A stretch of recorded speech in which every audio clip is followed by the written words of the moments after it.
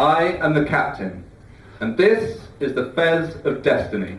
And tonight I'm going to take you on a voyage across one of the 7 seas, comedy. But before we get started, it's time for a quick round of charades. So I've got the mic, so you'll have to act it out while I try and guess. Come on, the ship sails in 15 seconds. Okay, give me something. Okay. Snakes, hills, mountains, waves. Aye. You're not allowed to talk. Alright, I give up. What is it? Marine geophysics. Okay, I guess marine geophysics isn't easy. That's what I do, by the way. Turns out that Fez was my careers advisor. But what do I do on a daily basis? Well, it's a desk job in an office. I write emails, I go to meetings, I have lunch. I use my computer to solve iterative travel time inversions to generate a model of the P-wave velocity structure of the oceanic crust. I make tea. I wrestle with a printer, and then I realise the network's gone down, so I go home early. Well, that's actually about 95% of the time. But the best, most exciting thing I do is the other 10%. I get to go to sea on a research vessel, on expeditions. My mind's gone blank. Cool. Where do you get to go? That's what people ask me.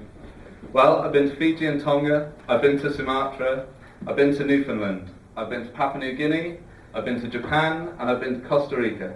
Wow, awesome! What's it like there? That's what people ask me.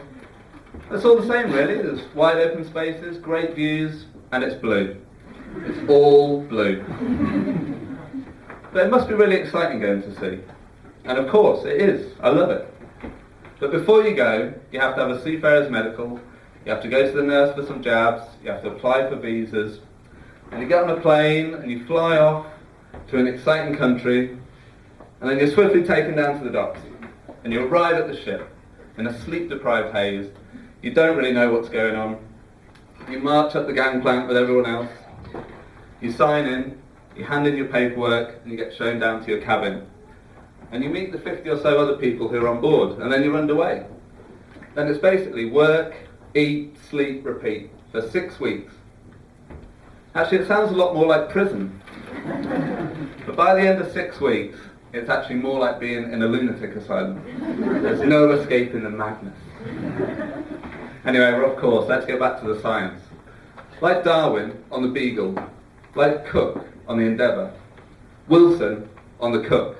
It's not what it sounds like.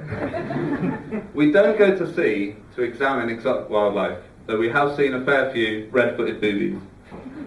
And we don't go to sea to discover new lands, though we have explored a few shady dockside bars, more on that in a bit. We go to sea to study and learn about the crust of the earth. That's right, we go to sea to look at rocks. But the inaccessible crust beneath the oceans is super important. It's the skin of the earth, and it generates large earthquakes, destructive tsunamis, and explosive volcanoes. And we still don't know a lot about it. Anyway, I'd like to take a break from that to read you a short story. This is a journal that I wrote while at sea off Newfoundland. It was an ambitious cruise on a small ship. It was an ex-trawler, a real roller. It cut through the waves like a weevil.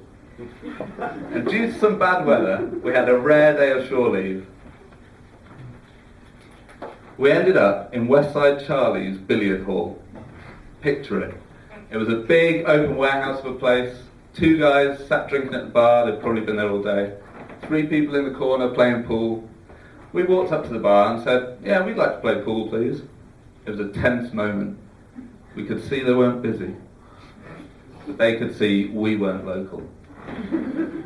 Anyway, the moment passed and we got a table. Eric and I befriended the locals. Beer, tequila, pool. Eric was on the Singapore slings. Everyone else pretty much left at this point. More tequila. We even tried some of the local bootleg liquor. It's called Screech, and it's basically a mixture of antifreeze and Rohypnol. Blinding. At the end of the night, we got a lift back via Signal Hill. And it says here, great view of the city lights.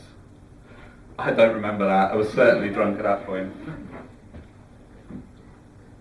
On the way back to the ship, we're stopped by the police. And that's the last entry in the journal.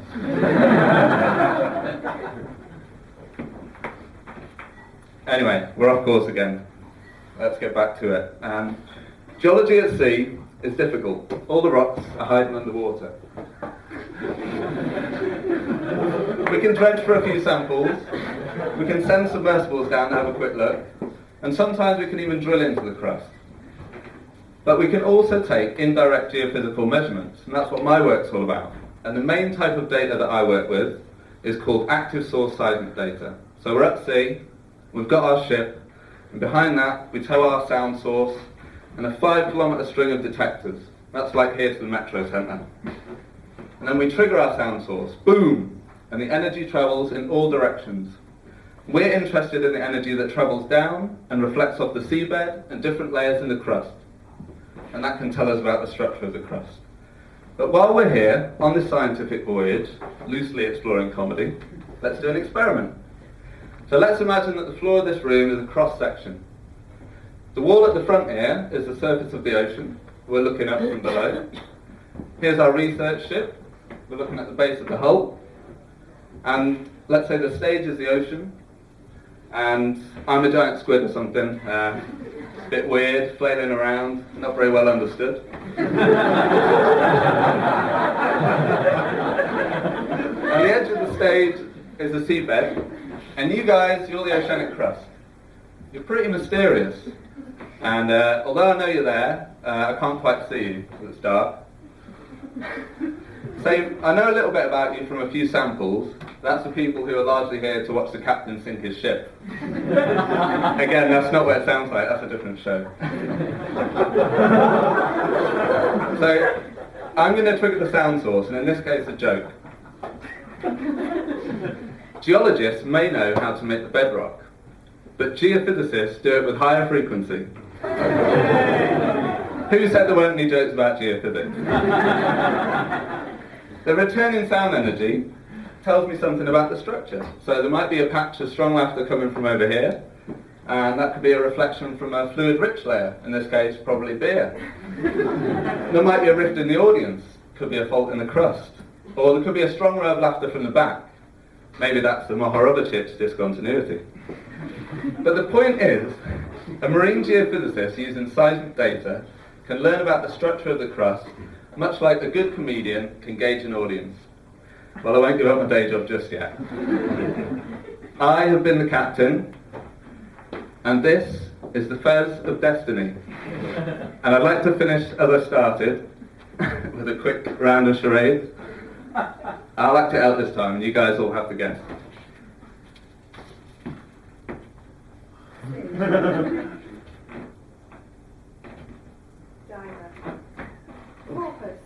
Okay, marine geophysics.